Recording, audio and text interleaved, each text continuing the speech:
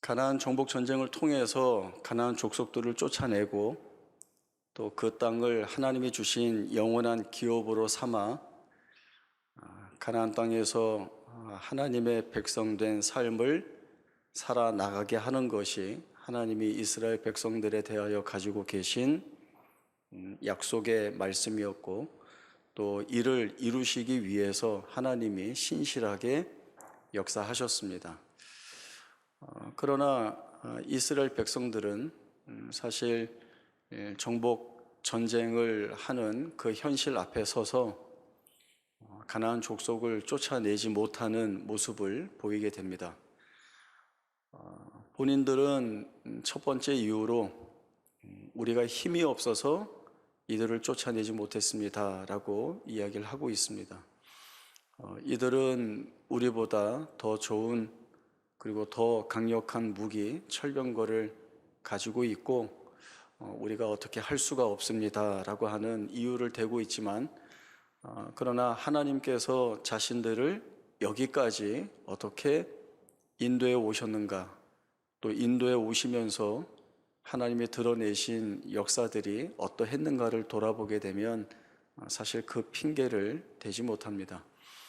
이길 수 없는 전쟁에서 늘 하나님이 이스라엘 편을 들어주셔서 이기게 하셨기 때문에 그렇습니다.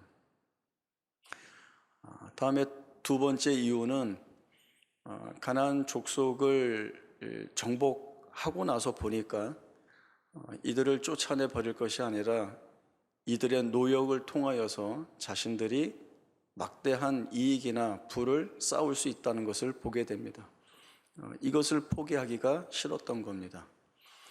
그러나 여기에서도 이스라엘 백성들이 돌아봐야 하는 것은 하나님이 주시는 것이 우리에게 필요한 것들이고 있어야 하는 것들이고, 또 하나님이 주시는 것이 우리가 가장 만족할 수 있는 것이라는 고백이 있어야 합니다.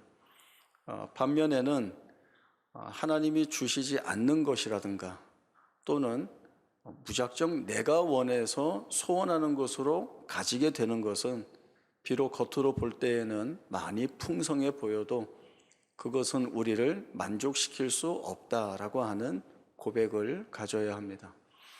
이 귀한 믿음 있는 고백을 가져야 하는 자리에서 이스라엘 백성들은 우리가 힘이 없어서라고 하는 핑계와 또 자기들 눈앞에 있는 이익과 부를 놓치기 싫은, 그러나 사실은 하나님에 대한 신앙을 저버리는 불순종의 선택들을 하게 됩니다. 오늘 말씀을 보시면 여호와의 사자가 길갈에서부터 복임으로 올라왔다라고 하는 말씀이 있습니다. 여호와의 사자가 이스라엘 백성들을 질책하기 위해 드러나는 곳이라고 한다면 지금 그들이 있는 자리에 바로 나타나셔서 질책하고 또 나무라는 것이 일반적인 모습입니다. 그러나 여호와의 사자가 길갈에서부터 지금 이스라엘 백성들이 불순종하는 자리로 올라왔다라고 하는 데에는 좀 더 중요한 의미가 담겨 있고, 또 길갈이라고 하는 이 장소가 가지고 있는 뜻을 저희들이 다시 한번 좀 확인해 볼 필요가 있습니다. 여호수아 4장 19절에서 24절까지의 말씀을 찾아보겠습니다. 첫째 달 10일에 백성이 요단에서 올라와 여리고 동쪽 경계 길갈에 진침해 여호수아가 요단에서 가져온 그 12돌을 길갈에 세우고 이스라엘 자손들에게 말하여 이르되 후일에 너희의 자손들이 그들의 아버지에게 묻기를 이 돌들은 무슨 뜻이니이까 하거든 너희는 너희의 자손들에게 알게 하여 이르기를 이스라엘이 마른 땅을 밟고 이 요단을 건넜습니다. 너희의 하나님 여호와께서 요단물을 너희 앞에서 마르게 하사 너희를 건너게 하신 것이 너희의 하나님 여호와께서 우리 앞에 홍해를 말리시고 우리를 건너게 하심과 같았나니 이는 땅의 모든 백성에게 여호와의 손이 강하신 것을 알게 하며 너희가 너희의 하나님 여호와를 항상 경외하게 하려 하심이라 하라. 먼저 길갈이라고 하는 지리적 장소는 요단강 동편에서 그 강을 건너서 서편으로 올라와서 도착하는 곳입니다. 하나님께서 광야 40년의 세월을 마치고 이제 이스라엘 백성들을 여호수아의 인도 아래 가나안 정복 전쟁을 하게 하십니다. 가나안 정복 전쟁은 요단강을 건너서 가나안 땅에 들어가는 것으로 시작하게 됩니다.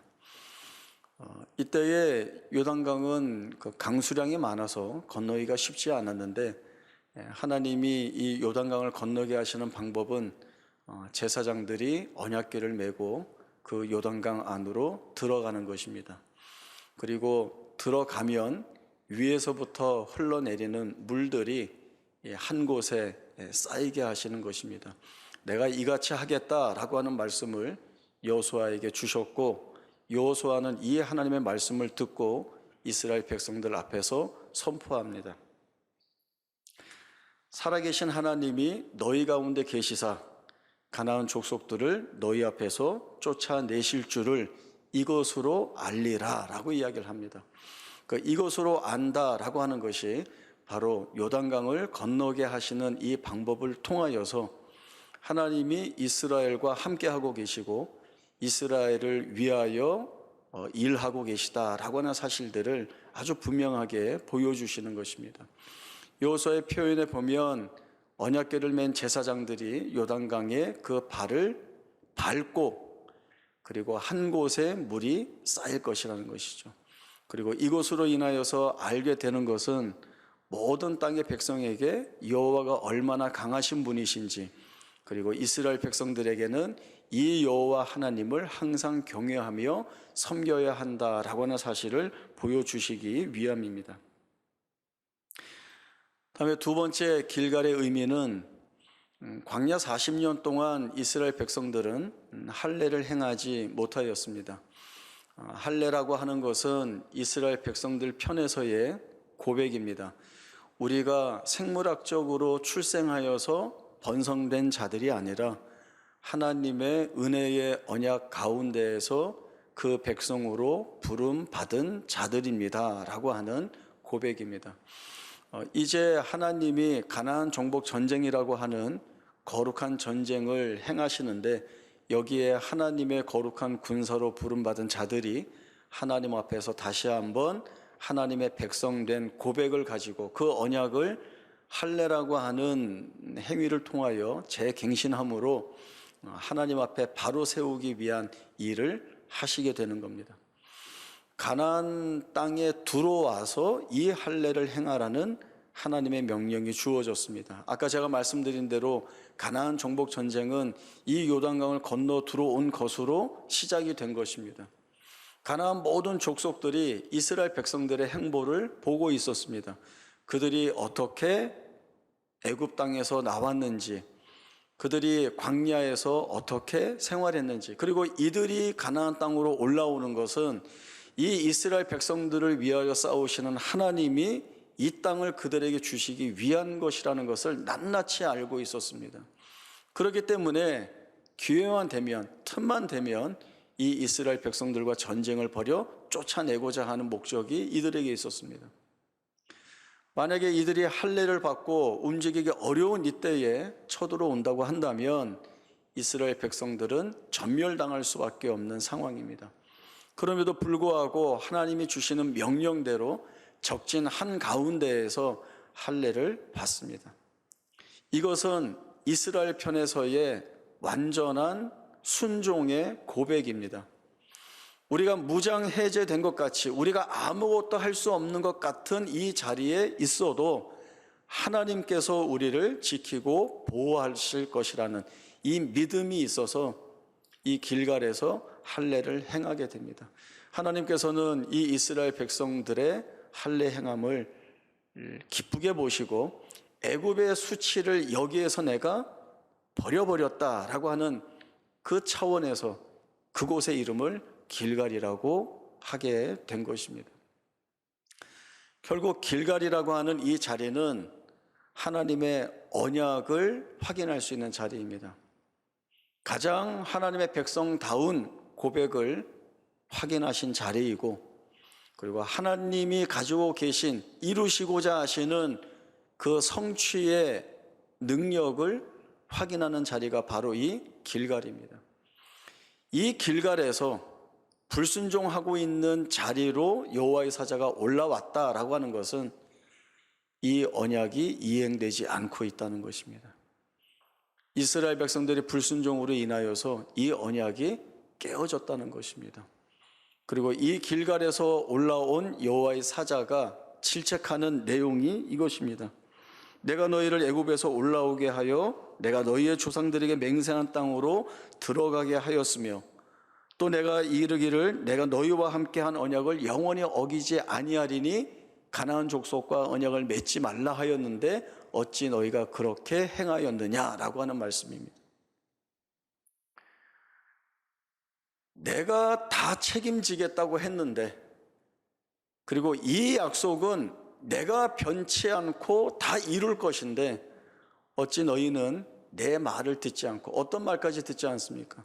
너희가 가나안 족속을 쫓아내지 아니하고 그들과 언약을 맺으면 그들이 너희의 올무가 되고 덫이 되고 너희 옆구리에 채찍이 되고 너희의 눈에 가시가 될 것이라는 말씀을 주셨음에도 불구하고 그 하나님의 약속의 말씀을 다 버리고 자기 마음대로 자기 하고 싶은 대로 행하는 자리로 이스라엘 백성들이 스스로 자기들을 끌고 나아간 것입니다. 그 부분을 강력하게 질책하자 이스라엘 백성들이 웁니다. 그리고 하나님 앞에 제사를 드립니다. 이스라엘 백성들의 울음은 자신들의 불순종한 모습을 보았기 때문에 운 것으로 보여집니다. 하나님 앞에 제사를 드리는 것은 이러한 죄를 범한 불순종의 모습을 보인 자신들을 용서해 달라는 간절한 마음이 그 예배 가운데 담긴 것으로 보여집니다. 그러나 성경은 그 다음에 무슨 말씀을 하고 있습니까?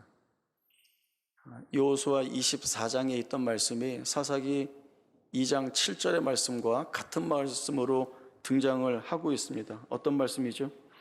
백성이 여호수아가 사는 날 동안과 여호수아의 뒤에 생존한 장로들, 곧 여호와께서 이스라엘을 위하여 행하신 모든 큰 일을 본 자들이 사는 날 동안에 여호와를 섬겼더라 라고 하는 말씀입니다. 그러나 이 말씀은 하나님의 역사하심을 아는 여호수아와 장로들, 그 행하신 일을 본 사람들이 있는 동안에는 여호와를 섬겼지만 그 다음에는 그 결과가 어디로 이어지죠? 10절 말씀이죠. 그 세대의 사람도 다 그 조상들에게로 돌아갔고 그 후에 일어난 다른 세대는 여호와를 알지 못하며 여호와께서 이스라엘 위하여 행하신 일도 알지 못하였더라 라고 하는 말씀입니다. 결국 무엇을 말씀하는 거죠?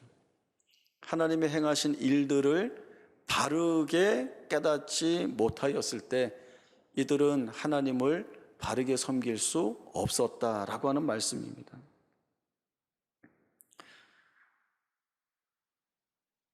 이스라엘 백성들이 가나안 족속과 언약을 맺은 것은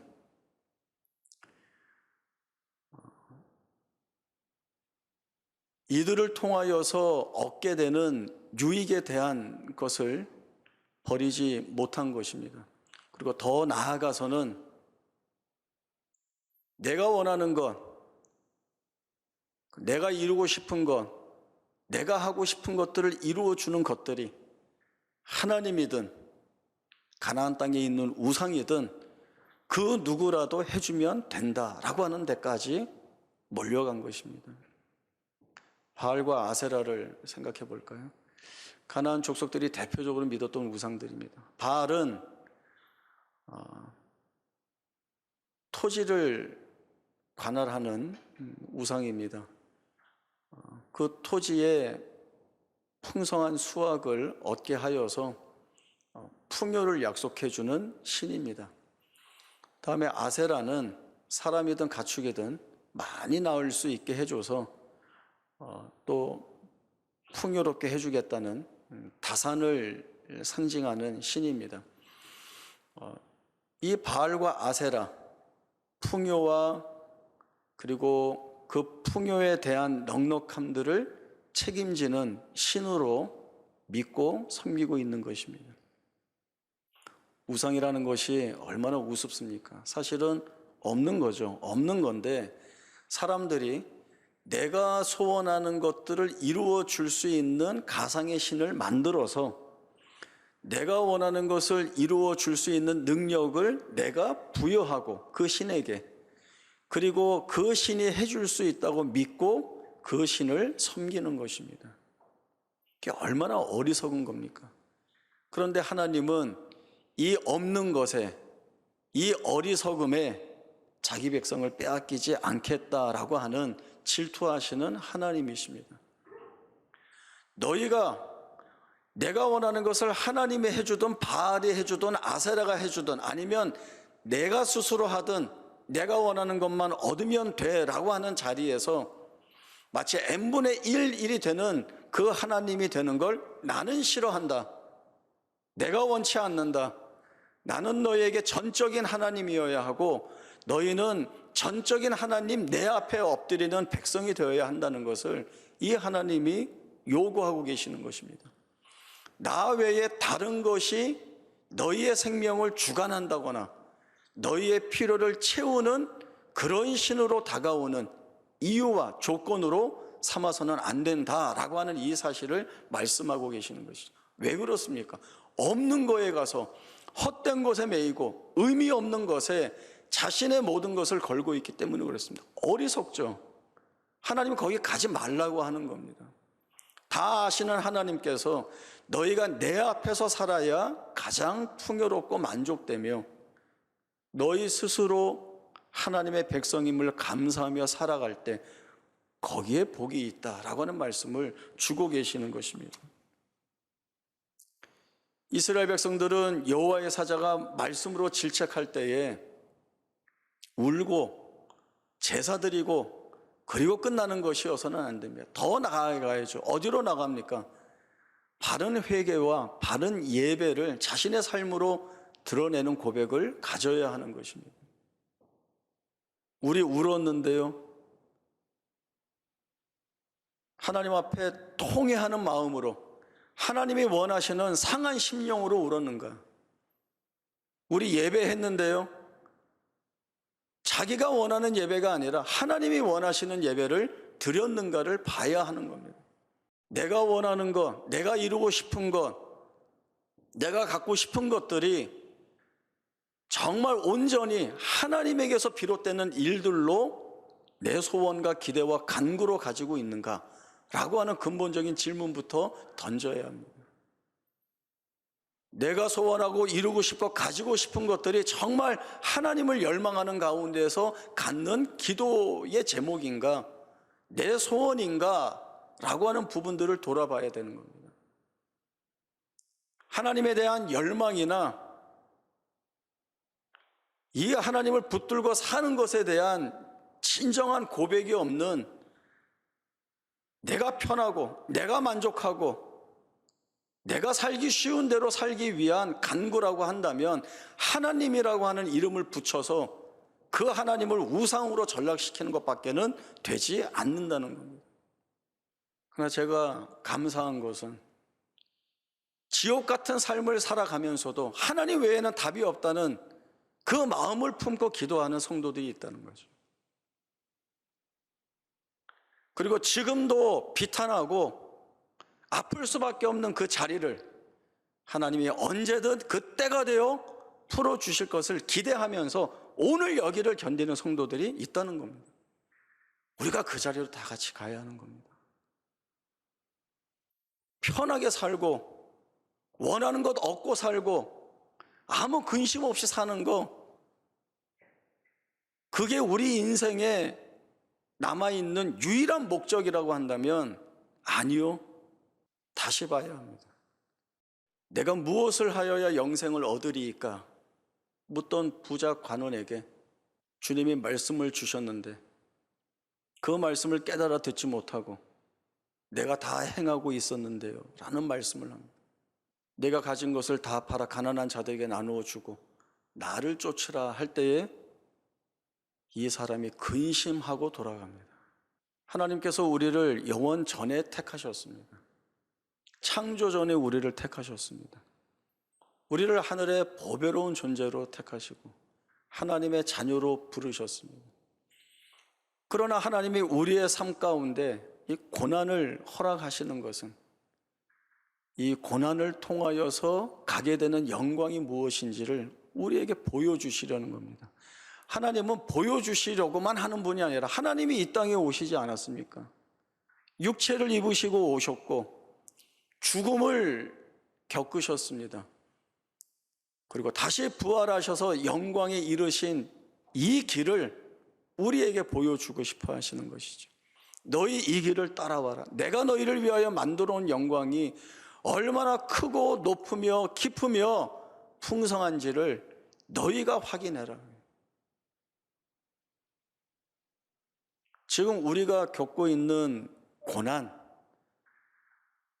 또 우리가 가지고 있는 소원이나 간구들은 하나님의 뜻이 우리의 삶 가운데에서 어떻게 이루어지는가를 보여주는 과정이 됩니다.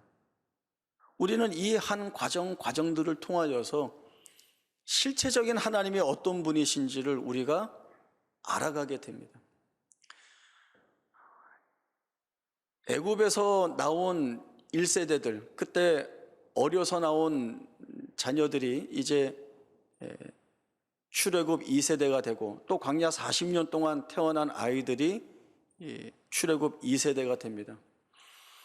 이 2세대에게 요단강을 하나님이 갈라내시고 건너게 하시는 것을 보여주신 것은 출애굽 1세대들이 느꼈던, 보았던 그 하나님에 대한 기적 같은 그 놀라운 일하심을 똑같이 경험시키신 겁니다. 그래서 무엇을 알게 돼요? 하나님은 우리 부모님의 세대부터 지금 여기까지 변함없이 우리를 이끌어 오시는 하나님이시구나. 하나님 말씀하시잖아요. 내가 너희와 맺은 언약을 영원히 어기지 않을 것이다 라고 그런 말씀을 주신 하나님이시지 않습니까? 그 하나님에 대한 경험이 무엇을 고백하게 해야 합니까? 지금 내가 여기에 있는, 붙들려 있는 이 자리가 이것으로 끝나는 것이 아니라 하나님이 어떻게 일하셨는지를 보는 현장으로 만들어내신다는 거죠. 이스라엘 백성들이 홍해를 건너면서, 그리고 그 홍해를 건너기 전에 모세가 오늘 너희를 위하여 행하시는 하나님의 구원의 역사를 보라 할 때에 그 일을 이루신 하나님을 찬송하며 건넌 것처럼, 그 다음의 세대들이 요단강을 건너면서 우리 하나님이 얼마나 위대하신가를 고백했던 것처럼, 오늘 우리는 여기까지 우리를 인도하신 하나님의 세밀하신 인도하심이 내 생애에 만들어 놓으신 것이 무엇인지를 봐야 하는 겁니다. 제가 계속 말씀드리죠. 돌아보면 하나님의 은혜로운 인도하심이 없었으면 오늘 우리가 어떻게 이 자리에 설 것이고, 하나님의 그 은혜의 역사의 경험을 우리 마음속에 켜켜이 쌓아두지 아니하였으면 오늘 우리가 어떻게 믿음이라고 하는 이름을 가지고 하나님 앞에 설 수 있겠는가라고 하는 겁니다. 하나님은 매일매일 매순간 매순간 우리 안에 찾아오셔서 역사하시고 우리를 흔들고 계십니다. 어떻게 흔드세요? 내가 한 일이 무엇인지 봐라. 너희 안에서 이룬 내 역사가 무엇인지 너희는 봐야 된다라고 하는 겁니다. 길갈에서부터 복임까지 올라온 여호와의 사자가 질책할 때에 이스라엘 백성들은 울었고 제사를 드렸습니다. 오늘 우리도 하나님이 주시는 말씀 앞에 에베네셀 되시는 그 하나님, 여기까지 인도하신 하나님이 우리에게 무엇을 질책하시는지를 볼 수 있어야 합니다. 우리의 연약한 믿음을 질책하시면 우리의 믿음을 굳건히 해달라는 기도를 드려야 할 것이고, 하나님의 역사를 제대로 깨닫지 못하고 있다고 한다면, 보지 못하고 있다고 한다면 성령의 지혜를 통하여 보게 하시고 깨닫게 해달라는 간구를 드려야 합니다. 하나님 그 일 하십니다. 그리고 마침내 우리의 입술에서 하나님이 부족하지 않게 일하셨고 하나님이 다 이루어내셨습니다. 모든 영광 받아 주옵소서라고 하는 찬송과 기도를 올리지 않을 수 없게 됩니다. 그것이 하나님이 우리를 끌고 가시는 자리입니다. 결론은 이겁니다. 잘 끌려가십시오. 울면서 끌려가시고 피토하면서 끌려가시고, 그러나 그 끌려감이, 그 인도하심이 우리에게는 말할 수 없는 영광을 담아내시는 하나님의 은혜로운 손길입니다. 그 복된 손길 앞에 믿음 있는 순종의 고백을 우리 함께 올려드릴 수 있기를 바랍니다.